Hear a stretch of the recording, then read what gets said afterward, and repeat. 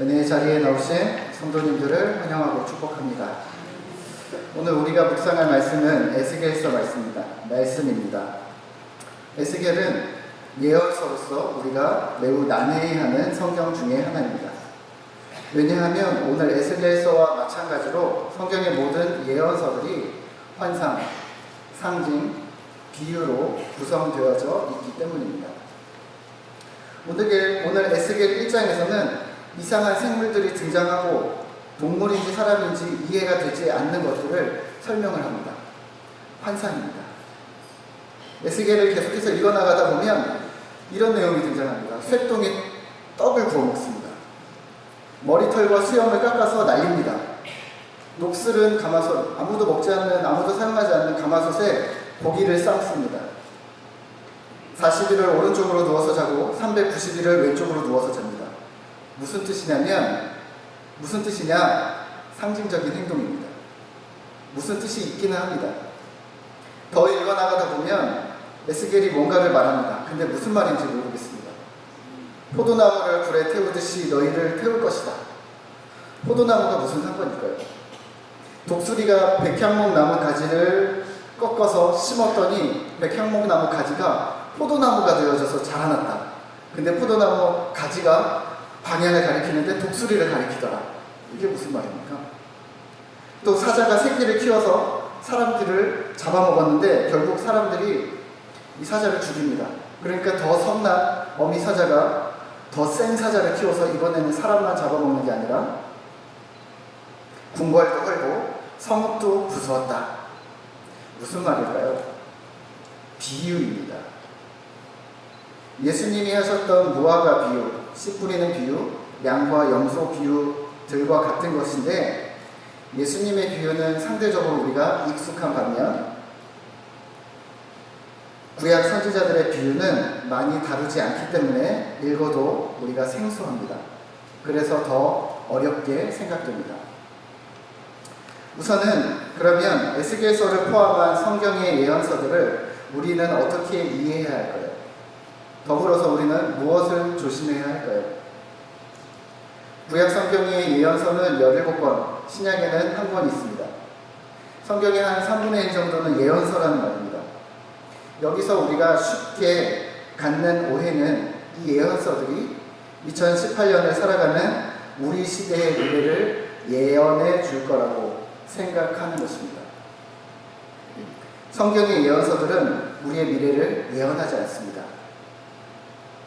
지난주에 말씀드렸습니다. 오늘이나 내일이나 혹시 무슨 일이 일어날지 혹은 내년에 우리 집안에 좋은 일이 일어날지 나쁜 일이 일어날지를 가르쳐주지 않습니다. 이 정도까지는 아니죠 라고 얘기를 하실 텐데요. 네, 이 정도까지는 아니더라도 그러면 이렇게 오용하시는 분들이 있습니다. 성경책을 들고 이렇게 하는 겁니다. 하나님, 오늘 나에게 주시는 말씀은 뭡니까? 짠!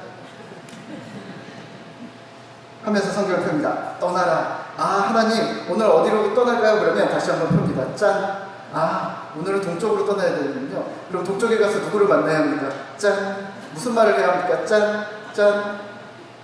이렇게 사용하시면 안 됩니다. 아, 하나님, 올 한 해 나에게 주시는 말씀은 뭡니까? 이렇게 하다가 짠! 뽑습니다. 너는 축복의 통로가 되리라. 아, 하나님, 제가 축복의 통로가 되어져야 하는군요. 아, 목사님, 어찌되었건 우리가 은혜를 받기만 하면 되지 않습니까? 이게요, 평상시에는 괜찮습니다. 아무런 일이 없을 때 우리가 뭐 이렇게 하든 저렇게 하든 사실은 문제가 없습니다. 근데 문제가 커지는 건 뭐냐면 중요한 때, 위기 상황에 정말 큰 일을 치러야 할 때 이러고 있으시면 문제가 더욱더 커집니다. 예를 들면 이렇습니다. 내일 대학 수학 능력 시험입니다. 수학 능력 시험을 보는데 우리 자녀들이 이렇게 배운 겁니다. 아, 하나님, 내일 시험인데 하나님 혹시 저에게 오늘 하실 말씀 있으세요? 하고 짠 폈는데 오늘 편 에스겔서가 등장하는 겁니다. 에스겔서에 뭐 어디를 펴든 이런 이야기 등장합니다. 돌아오라, 돌이키지 않으면 심판이라. 그러면 우리의 자녀들이 시험을 어떻게 봅니까? 성경이 하나님 말씀이 맞는데 그렇게 활용하는 것이 아닙니다. 그러면 이거는 용납하시겠습니까? 하나님, 오늘 성도들에게 무슨 말씀을 전할까요? 짠! 펴서 제가 이렇게 설교 준비를 했다면 여러분들은 기쁘게 믿음으로 성령님이 하나님이 우리에게 주신 말씀이라고 생각하고 받으시겠습니까? 정말 은혜만 되면 되는 걸까요? 성경은 그렇게 사용하는 것이 아닙니다. 성경은 하나님의 사랑과 우리의 구원을 말하는 책입니다. 그리고 오늘 우리가 살펴볼 예언서들은 성경이 쓰여진 당시 그때를 기준으로 이스라엘 사람들, 그 당시 유대 민족을 향한 예언을 담았다고 해서 예언서인 겁니다. 무슨 메시지를 했냐면 이스라엘이 멸망한다는 내용이었습니다. 구약시대 이스라엘 사람들에게는 이스라엘이 멸망하는 것은 미래의 예언이었습니다. 하지만 지금 저와 여러분에게는 이미 멸망한 나라를 돌아보는 과거를 얘기하고 있는 것입니다. 구약 예언서의 주제는 두 가지입니다. 심판과 회복입니다. 하나님을 떠난 백성이 어떻게 살 수 있는가? 아니다, 살 수 없다, 망한다. 그래서 이스라엘 멸망이라는 한 축으로 예언을 합니다. 심판하시는 하나님. 그럼 하나님은 심판하시는 무서운 하나님이냐? 아니다. 하나님이 얼마나 좋은지 아냐? 좋으신 하나님. 그 하나님은 우리를 회복시키신다. 예수님을 보내실 것이고 그가 주시는 완전한 회복이라는 또 한 축으로 예언을 합니다. 그래서 심판과 회복, 이 두 축으로 항상 예언을 하고 있습니다. 오늘 우리가 살펴볼 에스겔서 말씀도 마찬가지입니다. 오늘 본문에 등장하는 이스라엘은 하나님을 떠났기 때문에 멸망했습니다. 이스라엘 나라에서는 예레미야 선지자가 눈물로 돌아오라고 부르짖습니다. 반면에 동시에 바벨론이라는 나라에서 이방 땅 포로로 잡혀온 이 땅에서는 에스겔 선지자가 이스라엘 포로들을 향하여, 이스라엘 백성들을 향하여 돌아오라고 강력하게 선포하고 있습니다. 하지만 양쪽 다 마음을 바꾸지는 않습니다. 더 심한 것은 여기 바벨론에서 포로 생활을 하는 사람들입니다.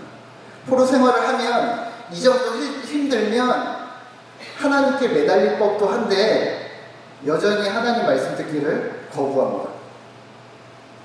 패역함입니다. 강팍함입니다. 하나님을 거절함, 하나님을 마음에 두기 싫어하는 것입니다. 마태복음 21장에 보면 어떤 사람에게 두 아들이 있습니다. 두 아들이 있는데 큰 아들에게 포도원에 가서 일하라 했더니 네 알겠습니다 하고서 안 갔습니다. 작은 아들에게도 너도 가서 일 좀 도와라 그랬더니 둘째가 싫어요 하고서 나중에 그 후에 뉘우치고 갔다고 합니다. 이 두 아들의 문제점은 뭘까요? 패역함입니다. 거역하는 겁니다. 거부함입니다. 거부함입니다. 단 둘째 아들이 용서를 받았습니다. 어떻게요? 뉘우치고 갔으니 뒤늦게라도 돌이켰다는 겁니다. 스스로 돌이킴. 오늘 우리는 어떻습니까? 하나님을 거절하고 계십니까? 아니면 뒤늦게라도 스스로 돌이키고 계십니까? 패역의 포인트는 하나님을 거절하는 것, 하나님의 책망을 귀담아 듣지 않는 것입니다. 더 자세히 말하면 하나님의 음성을 들을 줄 모르는 것이고, 둘째는 듣고도 행하지 않는 강팍함입니다. 질문 하나 할까요? 우리 성도님들은 하나님 음성 어떻게 듣고 계십니까? 저는 고등학교 때부터 큐티를 해왔습니다. 지금도 하고 있습니다. 하나님 말씀이 너무 듣고 싶었고 기도도 많이 하고 은사도 사모했는데 다른 건 안 주시더라고요. 근데 무엇보다도 궁금했던 건 하나님의 의중이 궁금했습니다. 하나님은 도대체 무슨 생각을 하실까? 내 상황을 보시면서, 내 지금 환경을 보시면서 하나님은 도대체 무슨 생각을 하실까? 하나님이 무슨 생각을 하는지 알고 싶었던 겁니다. 결국에는 성경으로 들어가야 했습니다. 근데 성경을 읽는 게 너무 힘든 거예요. 저는 모태신앙인데요. 어머니가 그러셨습니다. 혀가 성경은 10번은 읽어야 맥이 잡힌다. 10번 이상 읽어야 된다. 10번 읽기 얼마나 힘들지 아세요? 초등학교 때부터 읽었는데 통으로 10번 읽는 건 그거는 정말 어려운 일입니다. 10번 읽으면 맥이 잡히긴 할까요? 10번 읽었는데 만약에 안 잡히면요? 그러면요, 성경의 맥은 뭔데요? 요즘에 엑기스, 핵심 강의, 포인트 강의 뭐 이런 거 많이 나오는데 그럼 맥을 먼저 알려주고서 성경을 읽으면 되는 거 아닐까요? 성경을 읽다 보면 이래요. 앞부분이 기억이 안 나요. 까먹고 또 까먹고 또다시 들춰보고 돌아서면 또 잊어버리고 눈으로 읽긴 읽었는데 입으로도 읽긴 읽었는데 소리내서 읽었는데 무슨 말인지 몰라요. 영어책을 읽는 것 같습니다. 다시 돌아가서 다시 읽어요. 내 삶의 순간마다 제가 닥치는 여러 가지 환경들마다 하나님의 뜻이 지금 너무너무 궁금할 때가 있는데 그때마다 성경을 펴는데 성경만 펴면 눈앞이 더 캄캄해지는 거예요. 왜냐하면 성경은 너무나도 큰 벽이었던 겁니다. 제가 고등학교 1학년 때 입교 세례를 받으면서 요한복음만 수십 번을 읽게 됐습니다. 한 번만 읽으라고 했는데 한 번 읽고 두 번 읽고 세 번 읽고 그러다 보니까 다른 거 못 읽겠는 거예요. 그래서 요한복음만 엄청나게 많이 읽었습니다. 그러면서 드는 생각이 묵상 이렇게 하는 거구나. 그 이후로 큐티책도 사고 경건서적도 읽으면서 성경을 더 가까이 할 수 있었습니다. 어떤 분이 그러셨어요. 목사님, 큐티 괜찮을까요?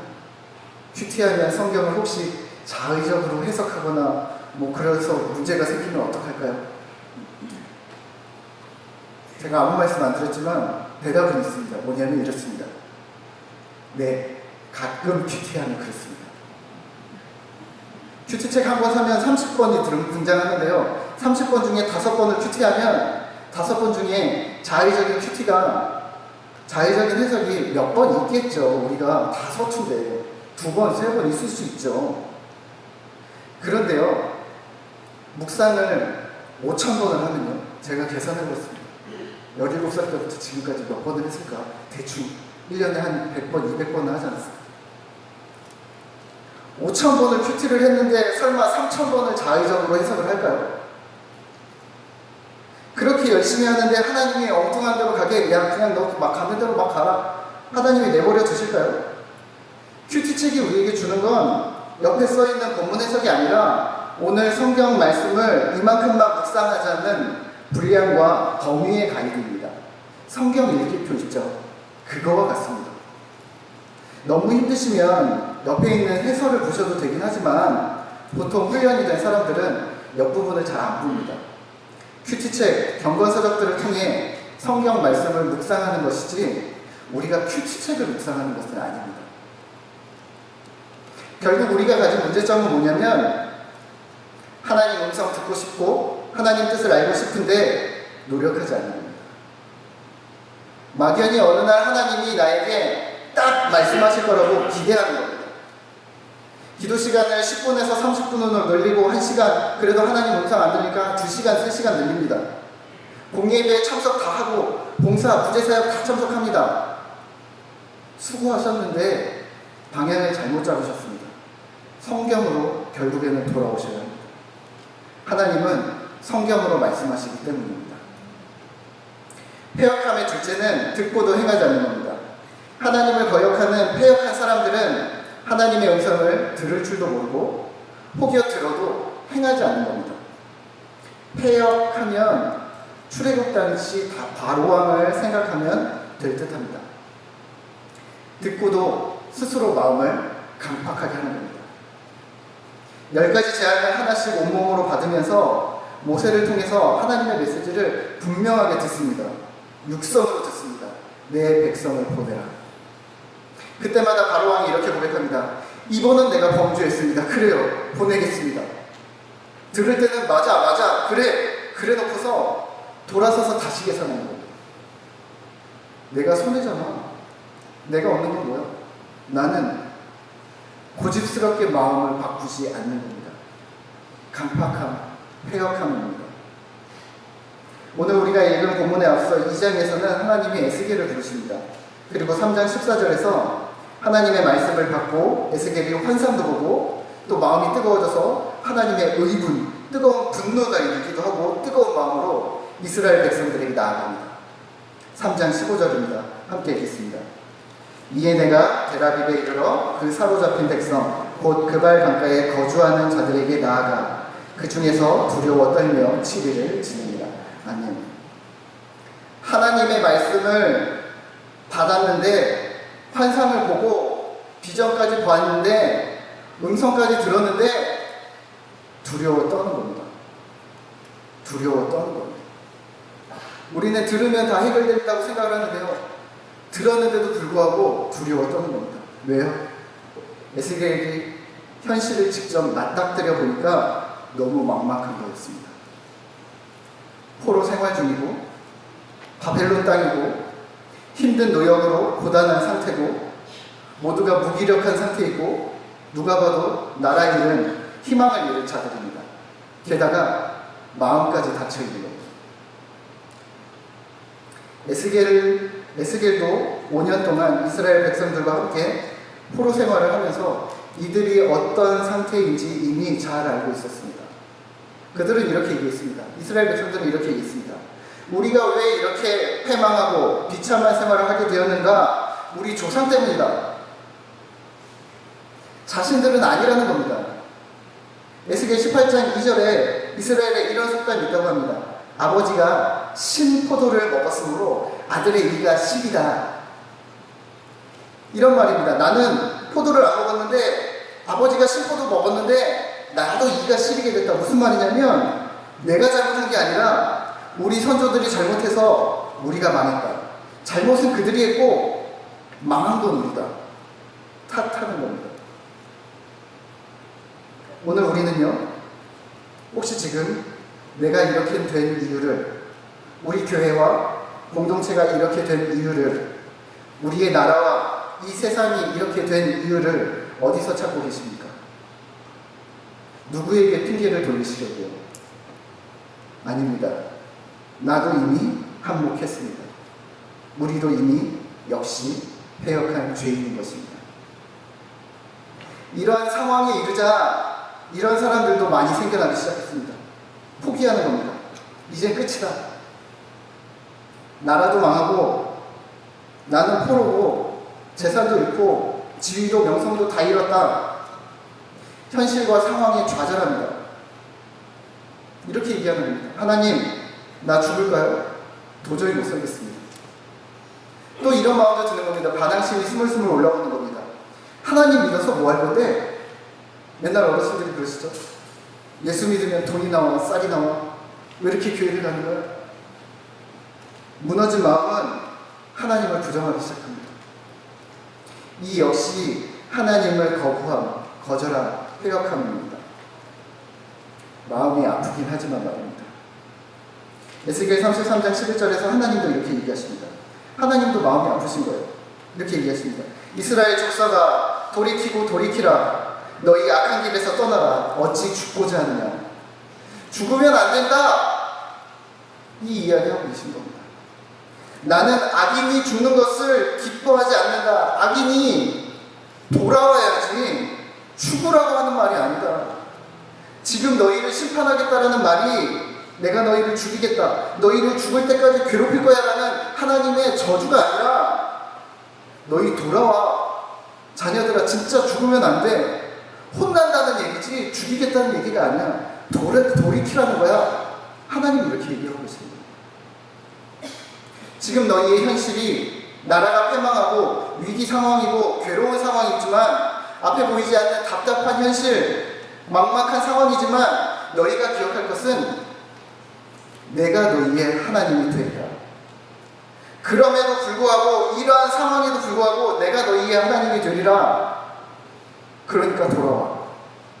내가 해결해 줄게. 에스겔서 6장 7절에서는 이렇게 문장을 사용하고 있습니다. 내가 여호와인 줄을 너희가 알게 하려 함이라. 이 상황을 통해서 내가 여호와인 것을 너희가 알게 되리라. 출애굽기에서는 이 문장이 5번 있습니다. 그런데 오늘 에스겔서에서는 70번 있습니다. 70번 있습니다. 에스겔 33장 이전에서는 내가 심판을 왜 하는지 아니? 내가 여호와인 줄 너희가 알게 하려고 40번 정도를 말합니다. 이스라엘 나라가 멸망한 이후 33장 이후에서부터는요, 내가 너희를 회복하는 이유가 뭔지 아니? 내가 여호와인 줄 너희가 알게 하려고. 심판하시는 이유도, 회복시키시는 이유도 내가 하나님임을 알게 하기 위해서라고 말하십니다. 에스겔서 11장 20절입니다. 그들은 내 백성이 되고 나는 그들의 하나님이 되리라. 우리가 처한 우리의 모든 환경이 결국은 하나님 백성 되는 것에, 우리가 하나님 백성 되는 것에 초점이 맞춰져 있다는 겁니다. 결론은 무엇을 말해도 하나님 백성이라는 겁니다. 하나님이 내 하나님이 되시겠다라는 말입니다. 오늘 나는요, 오늘 이 메시지를 들은 우리는 어떻게 하시겠습니까?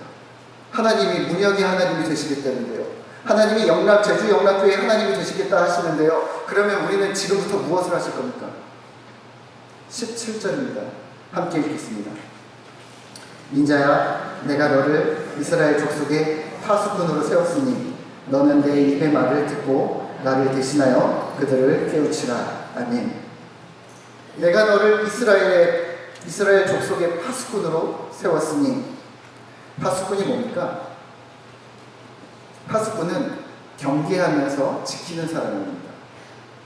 전쟁이 빈번했던 고대의 상황은 이렇습니다. 성의 가장 높은 곳에서 파수꾼이 24시간 깨어서 멀리까지 경계를 섭니다. 적군이 오는가 오지 않는가를 체크하는 겁니다. 졸거나 딴짓을 하면 안 됩니다. 나의 행동 하나 때문에 내 가족, 우리 민족의 안위가 달려있다는 경각심, 책임감 있는 자였습니다. 그래야 적이 딱 등장했을 때 재빨리 상황을 파악하고 백성에게 경고나팔을 불어서 전쟁을 방비케 할 수 있기 때문입니다. 파수꾼의 사명은 두 가지입니다. 너는 내 입의 말을 듣고 나를 대신하여 그들을 깨우치라. 첫 번째는 듣는 것입니다. 우리는 듣고 있는가? 주의 입의 말을 듣고 있는가? 되짚으셔야 합니다. 하나님의 말씀을 듣고 계십니까? 하나님이 말씀하시는 명령들을 제대로 이행하고 계십니까? 아멘입니다. 많은 분들이 그런데 이렇게 얘기하세요. 목사님, 제가 젊었을 때 만난 하나님은요, 이러하세요. 목사님, 제가 집 살 때는요, 이렇게 열심히 했었습니다. 제가 10년 전에요, 5년 전에요, 죄송하지만 하나님이 최근에는 뭐라고 하시던가요? 오늘은요, 어제는요. 10년 전에 말씀하시던 하나님은 지금도 여전히 당신에게 말씀하고 계셔야 합니다. 하나님은 지금 살아계시기 때문입니다.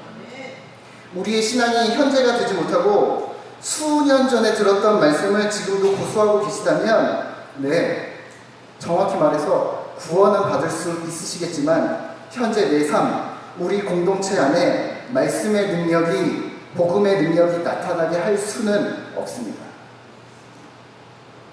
구원만 받으실 겁니까?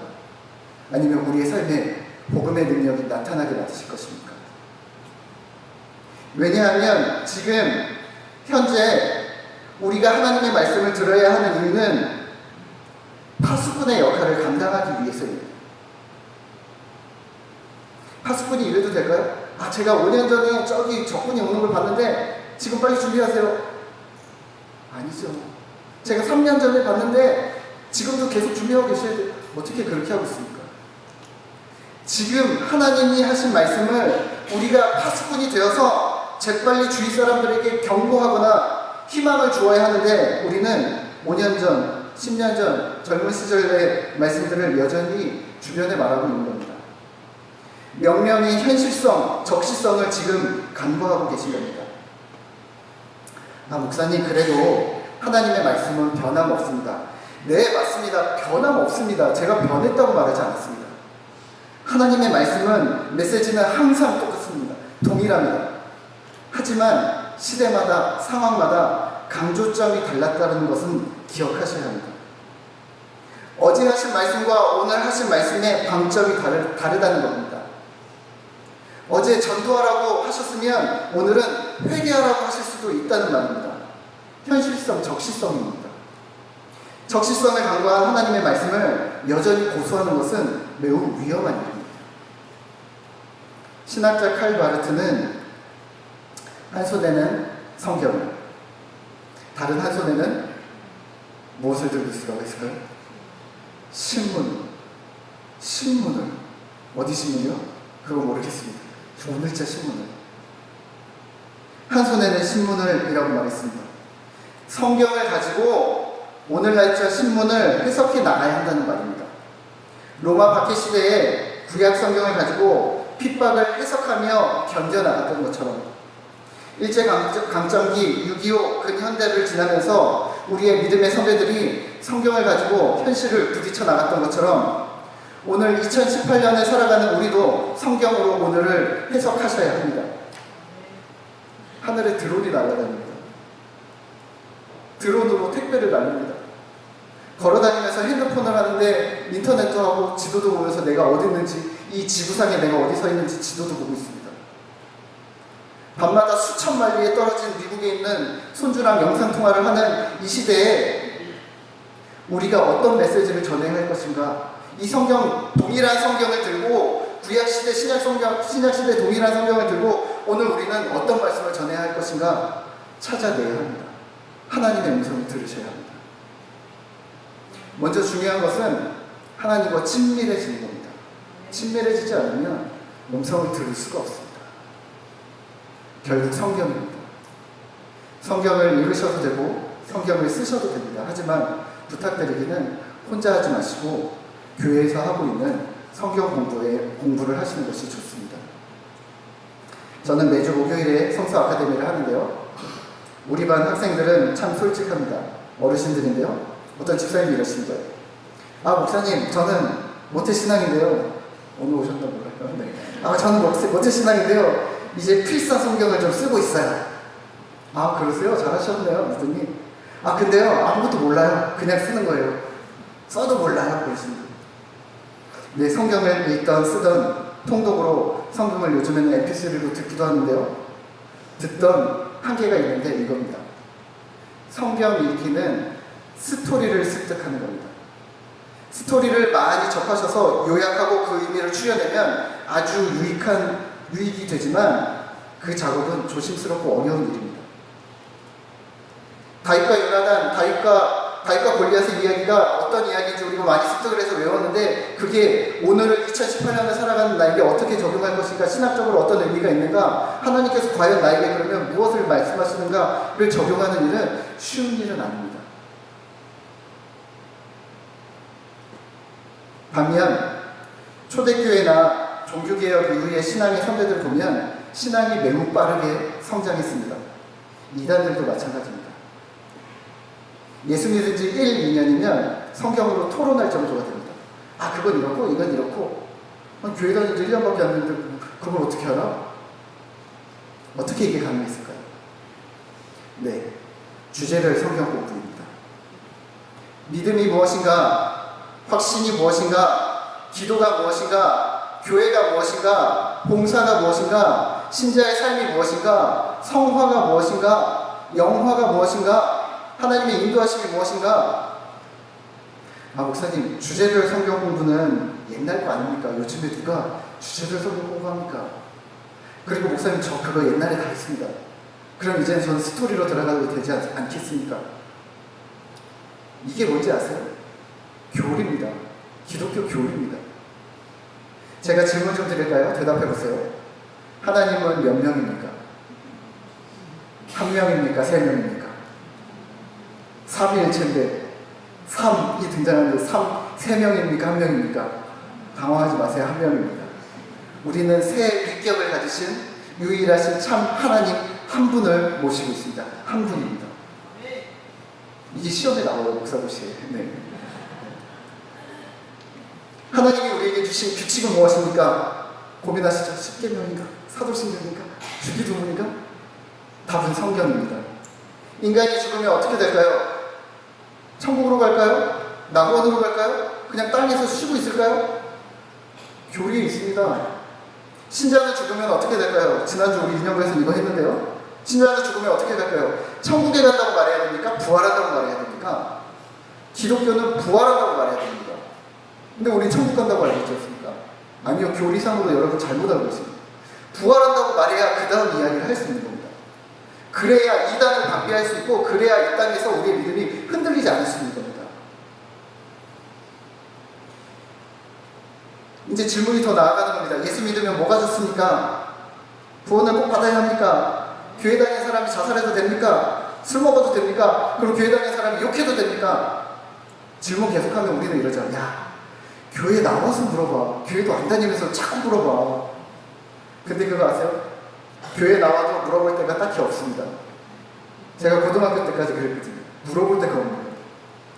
이런 거 물어보면 믿음이 없는 것 같고 창피하고 당연한 거 물어본다는 식으로 쳐다봅니다만, 오늘 여러분들 몇 가지나 제대로 대답하실 수 있으셨습니까? 제대로 대답하시는 분이 많지 않습니다. 왜 그럴까요?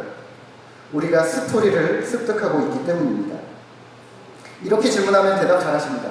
아브라함에게 무슨 일이 일어났습니까? 아브라함이 창세기 12장에서 너는 본토 친척 아비 집을 떠나 갈대아우를 떠나서 가라! 같습니다. 그랬더니 뭐 이렇게 애국도 지나고 막 그러면서 아내를 막 이렇게 하기도 하고, 또 자식을 낳는데 막 이렇게 하고 막 모리아산에 가서 술술술술술 다 나옵니다. 요셉이 무슨 일이 있었습니까? 요셉은 형이 10명, 동생이 1명, 11명의 형제를 있었는데 뭐 이렇게 있고 막 시기해가지고 외국에 팔려갖고 보디바리 집에서 잘 이야기합니다. 예수님은 어떤 기적들을 행하셨습니까? 예수님은 갈릴리 가나에서 혼인잔치에서 물로 이렇게 해서 이렇게 했답니다. 막히지 않습니다. 그런데 이런 주제들에 대해서는 대답을 잘 못합니다. 그럼 성경은 어떻게 해야 될까요? 주제별로 배워나가셔야 합니다. 한국교회에 가장 필요한 것이 바로 이것입니다. 우리 교회 세례식이, 우리 교회 영락교회에서 세례식이 1년에 2번 있는데 제가 가끔 교육을 합니다. 세례교육을 하는데 교회를 처음 나오신 분, 불교나 천주교에서 개종하신 분, 뭐 이런 분들이 막 앉아 있습니다. 들어가자마자 이런 얘기를 합니다. 그분들에게 이렇게 말씀드립니다. 여러분들 성경 있으세요? 그러면 성경 있는 분도 있고 없는 분도 있으세요. 성경 있으세요? 그러면 네, 있습니다. 그러세요. 성경 없으시면 잠깐 보세요. 그러고 이렇게 얘기합니다. 이 성경에서 가장 중요한 게 뭔지 아십니까? 이것만 알면 성경책 안 읽으셔도 돼요. 그러면 눈이 반짝반짝. 왜냐면 성경책 이렇게 듣거든 이걸 어떻게 읽어야 되나 하고 있었는데 성경을 안 읽어도 되는 거예요. 눈이 반짝반짝합니다. 성경이 가장 중요한 건 어디냐면, 우리 교회가 가장 중요한 건 맨 앞에랑 맨 뒤에다 빼놨습니다. 맨 앞에를 펴보시죠. 그러면 주기도문과 사도신경이 등장합니다. 여러분들 사도신경을 보시면 우리가 무엇을 믿는지, 우리 하나님은 누구이신지, 우리가 믿는 기독교의 신조는 무엇인지 여러분들이 이것만 외우시면 됩니다. 혹여 이단이라고 불리는 사입이나 그런 다른 종교들이 오면 이 사도신경이랑 대조해 보시면 됩니다. 예수 그리스도가 우리의 주가 맞나? 아니, 이만인데? 그럼 이단이네? 바로 이렇게 나오실 수 있으셔야 돼요. 그게 믿음입니다 라고 말씀드립니다. 또 이렇게 얘기합니다. 마지막에 이렇게 묻습니다. 여러분 이제 그러면 교회 다니실 거죠? 그럼 교회 다닐 거예요. 그러세요. 그러면 교회 다니는 사람은 다르게 행동해야 되는 거 아세요? 그러면 깜짝 놀랍니다. 아니, 교회만 다니면 되는 줄 알았는데 행동을 다르게 해야 된다니 깜짝 놀랍니다. 교회 다니면 다르게 행동해야 되는데 그거 어떻게 되냐면 성경 맨 뒤에를 펴세요. 그러면 10계명이 있습니다. 이렇게만 행동하세요. 요게 기본입니다. 하나님께 이렇게 행동하셔야 되고 사람에게 이렇게 행동하셔야 합니다. 안에 있는 이 두꺼운 내용은, 수많은 내용은 이제 교회 다니시면서 찬찬히 읽으시면 됩니다 라고 소개합니다. 어떤 남자분이 끝났는데 오셔서 이러시는 거예요. 목사님, 제가 교회를 오래 다니긴 했는데 세례 받을 필요가 없는 것 같아서 그냥 나왔다 안 나왔다, 이 교회 다녔다 저 교회 다녔다 이랬는데 여기서 처음 세례 받기로 했는데 이런 얘기, 사도신경, 주기도문, 십계명이 중요하다는 얘기 처음 듣습니다. 목사님 도움이 됐습니다. 혹시 여러분들도 처음 들으셨습니까? 주제별 묵상이 아닌 스토리 묵상은 너무 많이 듣고 계신 것입니다. 실제 교리인 소요리문답은 소요리문답, 대요리문답, 그러니까 교리문답입니다. 소교리문답, 소대교리문답이 있는데요. 천주교에 없는 개혁주의 교회의 신조, 신령들을 정리해 놓은 것입니다. 천주교가 우리 큰 집이고 우리는 작은 집이라고요? 아니요. 우리는 개혁주의 교회입니다. 종교개혁 500주년 종교개혁이 작년이었죠. 500년 전 종교개혁 이후로 천주교랑 우리가 같은 길을 간 적이 없습니다. 일어난 이후, 그리고 100년이나 지난 이후에, 그러니까 지금으로부터 400년 전에 목사님 121명, 평신도 대표 30명이 모여서 6년 동안 만든 것이 바로 이 소요리, 대요리 문답들입니다. 대요리 문답은 대니까 두꺼워요.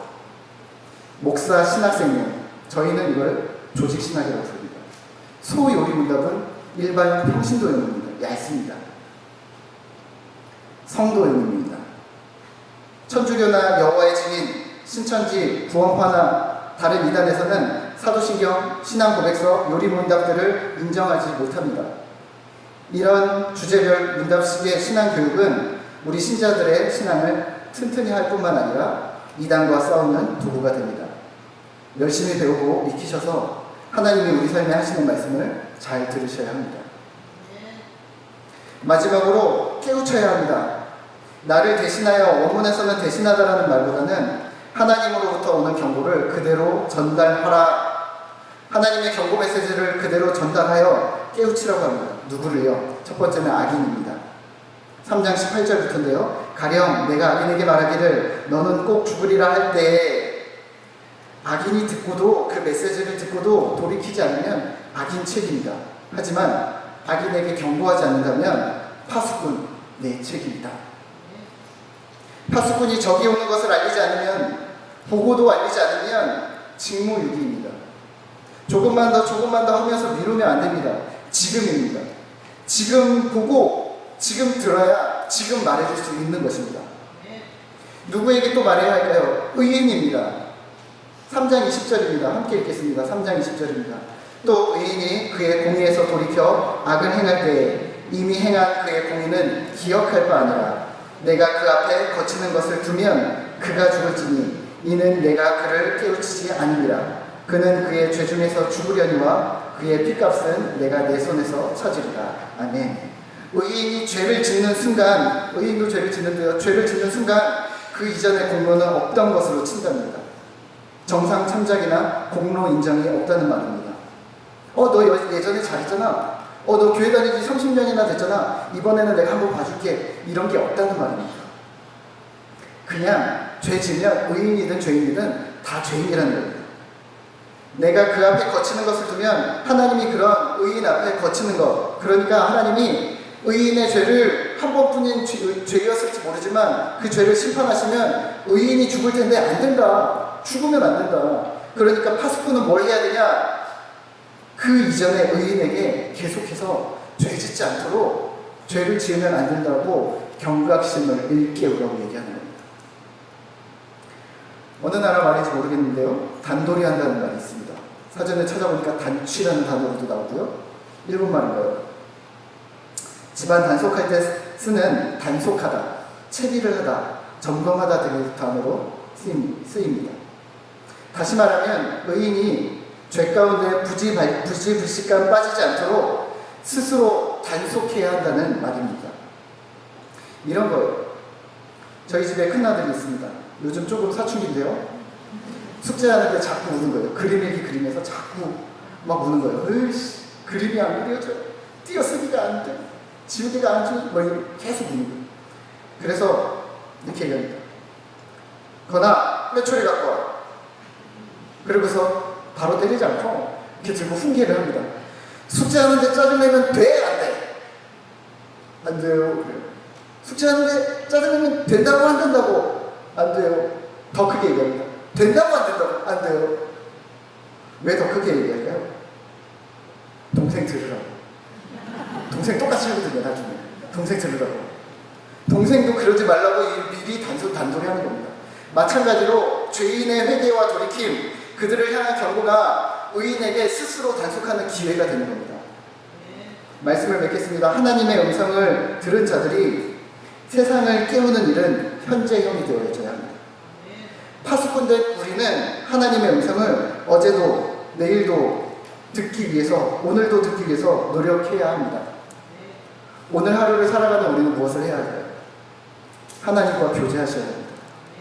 깊은 교제 가운데 들어가셔야 합니다. 또한 깨우쳐야 합니다.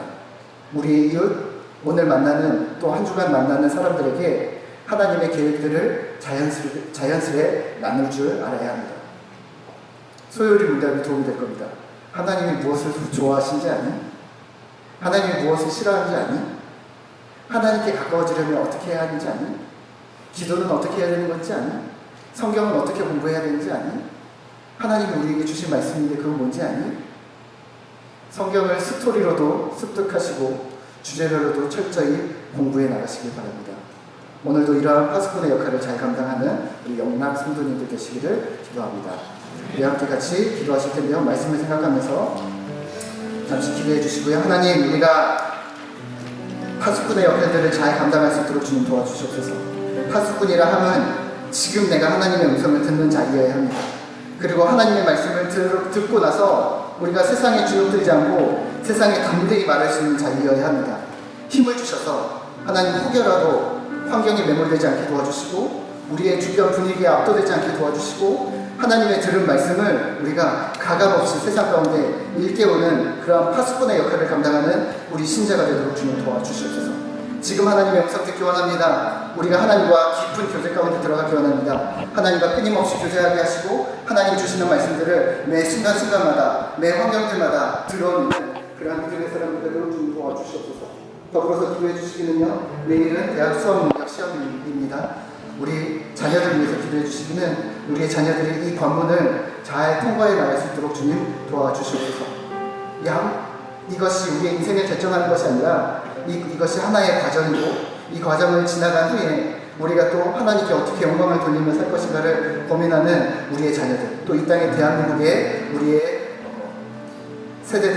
다음 세대들이 되게 해달라고 우리 함께 같이 믿음으로 기도하겠습니다. 기도. 하나님 감사합니다. 우리가 이 땅 가운데서 파수꾼의 역할들을 제대로 감당해낼 수 있도록 주님 도와주시옵소서. 성경을 볼 수 있는 눈이 열리게 주님 도와주시고 하나님이 성경을 통하여서 하나님과 깊은 교제 가운데 들어가도록 주님 도와주시고 하나님 말씀을 통하여서 우리에게 말씀하신 그 하나님, 그래서 우리가 다시 한번 주님 앞에 무릎 꿇고 기도하며 하나님 앞에 나아가고 아버지, 우리가 믿음의 영향력들을 우리의 가정과 삶 가운데, 우리의 교회 가운데, 나라 가운데 아버지 온전히 미쳐내는 그러한 복음의 능력자들이 되어질 수 있도록 주님 도와주시옵소서. 하나님, 이 땅 가운데 악인들과 선인들이 있다고 합니다. 하지만 여전히 하나님 앞에서는 불안한 존재들입니다. 하나님 앞에 믿음으로 움직일 수 있도록 주님 도와주시고 이 세대를, 이 세상을 믿음으로 말씀으로 깨우치는 파수꾼의 역할을 감당하는 우리 모든 영락 성도들 되어질 수 있도록 힘과 능력을 더하여 주시옵소서. 하나님, 내일은 대학 수학 능력 시험입니다. 하나님, 은혜를 더하여 주셔서 이 오랜 기간 동안 우리 아버지 하나님 학업을 준비해온 우리의 자녀들을 기억하여 주시고 또 아버지 하나님 이 땅에 아버지 하나님 학업으로 수고하며 참으로 아버지 하나님 어려움 당하고 있는 우리 많은 수험생들을 기억하여 주셔서 이 땅에 대한민국의 학생들이 아버지 하나님 주님 부어주시는 은혜를 경험할 수 있도록 주님 도와주시고 결국에는 우리의 힘으로 되는 것이 없고 오직 우리의 인간의 생사와 복을 주장하시는 이는 하나님이시라는 것을 깨달으며 주님 앞에 부복하고 주님께 더욱더 매달리는 귀한 우리의 자녀들 되어질 수 있도록 은혜를 더하여 주시옵소서. 하나님, 특별히 우리 영락 자녀들 가운데 또 귀한 시험을 치른 자들이 있습니다. 담대함을 허락해 주시고 떨지 않게 하시고 준비한 만큼 잘 실력들을 발휘해낼 수 있도록 도와주시고 상황마다 순간마다 하나님 의지하면서 그 시험들을 잘 치러낼 수 있도록 힘과 능력을 더하여 주시옵소서. 오늘도 우리 가운데 은혜를 더하여 주시며 함께 하시는 주님을 찬양하며 예수님의 이름으로 기도합니다.